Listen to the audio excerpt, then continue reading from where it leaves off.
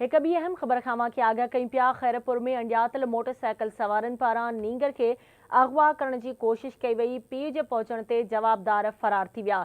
शहीदाबाद पाड़े में नींगर के अगवा करण की कोशिश दौरान दाहुन ते पीउ ऐं शहरी पहुची विया। जवाबदारनि जो पीछो कयो वियो पर जवाबदार हथ न अची सघिया। नींगर जे पीउ तारिक फलपोटरो एनसी दाख़िल कराए छॾी आहे। ब्रेकिंग न्यूज़ अवां सां शेयर कई पिया। खैरपुर में अणॼातल मोटरसाइकिल सवारनि पारां नींगर के अगवा करण की कोशिश कई वई। पीउ जे पहुचण ते जवाबदार फरार थी विया। शहीदाबाद पाड़े में नींगर के अगवा करण की कोशिश दौरान दाहुन ते पीउ ऐं शहरी पहुची विया। जवाबदारनि जो पीछो कयो वियो पर जवाबदार हथ न अची सघिया। नींगर जे पीउ तारिक फलपोटरो एनसी दाख़िल कराए छॾी।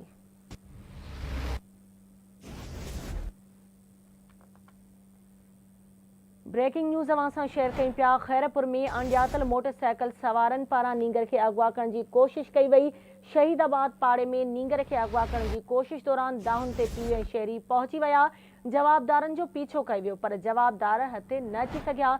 नींगर जे पीउ तारिक फलपोटरो एनसी दाख़िल कराए छॾी आहे।